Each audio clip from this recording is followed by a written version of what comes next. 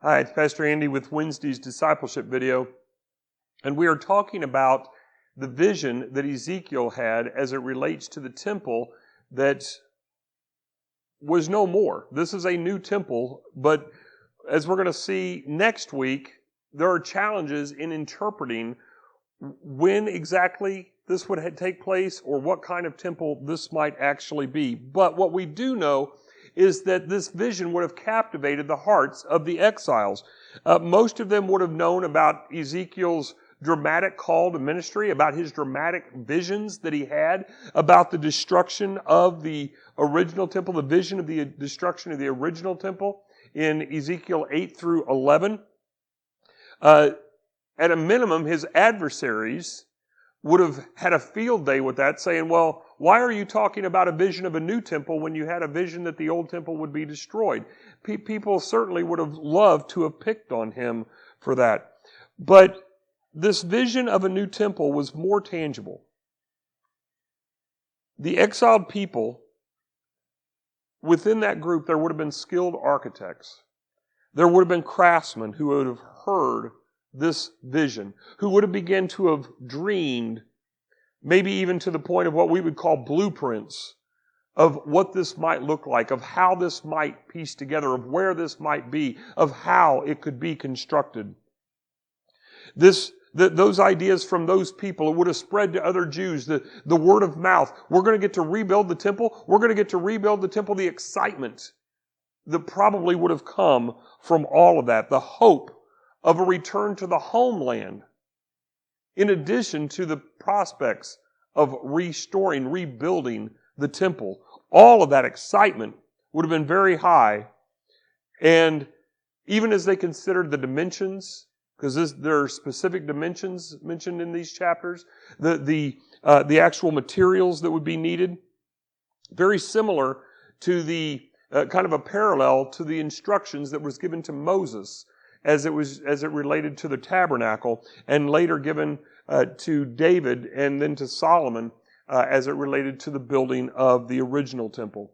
Now, there are challenges here as it relates to different terminologies, such as what is the length of a rod or a reed, as the case might be, versus a cubit. So there are challenges in understanding the exact dimensions of what this new temple would look like. But there were many similarities to the previous temple, such as the chambers that were involved, the separation of the holiest places between or within the two structures, the old temple and now the new.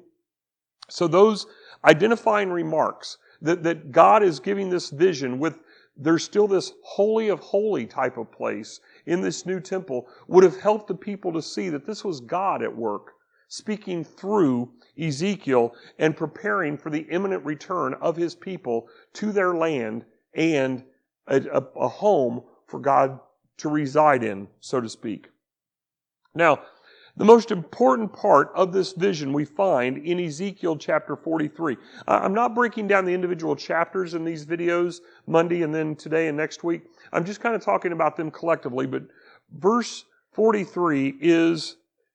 chapter 43 is significant. The glory of the Lord came into this temple. And you've heard me say before, one of the most glorious moments in Israel's history, as recorded in 2 Chronicles chapter 7, 1 Kings chapter 8, is when the glory of the Lord filled the temple at its dedication. And when that happened, the priest could not even enter into the temple because of the holiness of the Lord, because of the glory of the Lord. Well, in chapter 43, it says that the glory of the Lord is going to enter the temple again, that God will be there. Yahweh is there. Now, if you think about how the people might have reacted to this moment, they would have heard the stories from some 400 years prior, when 300 or 400 years prior at least, when the original temple was dedicated and the glory of the Lord came through. They would have had the passages potentially to read. Maybe not at this point, but those may have been hidden and found later.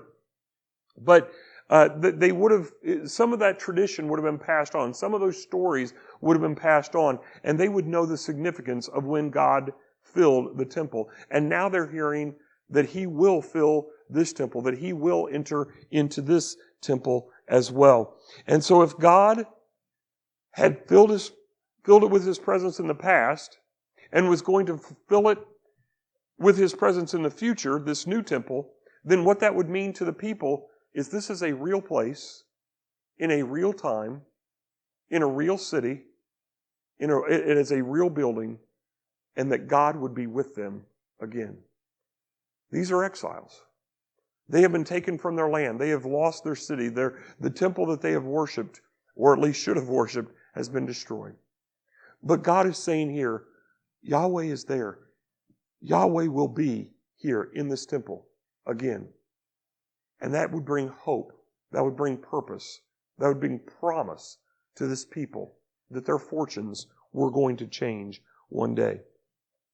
Now, just to set up next week, where we're going for next week, there's in these 9 chapters, Ezekiel 40 through 48, there are several parts that seem somewhat contradictory.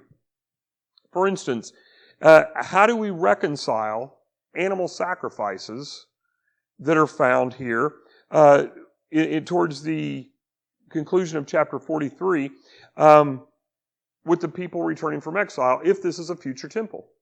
Does God still require sacrifices if it is a future temple for us? We don't know if it's a future temple for us, but the temple that was rebuilt was not this temple.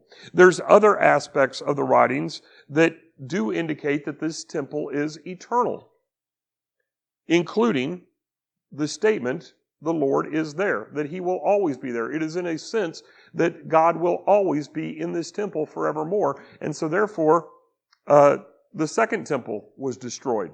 Could this be a third temple that will never be destroyed? Potentially. Or could it just be an eternal temple? So, if the temple is still in the future from today, then why do we need animal sacrifices? Because Christ has already been sacrificed once for all. Again, there's some challenges in understanding some of these things. And some of the passages in chapters 44 and 46 talk about the only legislation in the Hebrew Bible that is not placed in the mouth of Moses. So why is there legislation if we are now free in Christ? Again, some potentially conflicting information. I don't think it's conflicting in the sense that we think it is. I think it's conflicting in the sense that we don't have the mind, the capacity to understand all of what God is saying in this particular vision. So, there are multiple ways that this passage can be interpreted. And what we're going to do next week, I'm going to cover 2 of those options on Monday and 3 more on Wednesday, just to give us an overall understanding of how these can be done very briefly, and then kind of conclude that idea next Wednesday as well. So I hope you'll tune in next week as we get not into the details of this, but at least seeing some of the distinctions of the challenges and why people might choose different ways of interpreting these 9 chapters from the end of Ezekiel.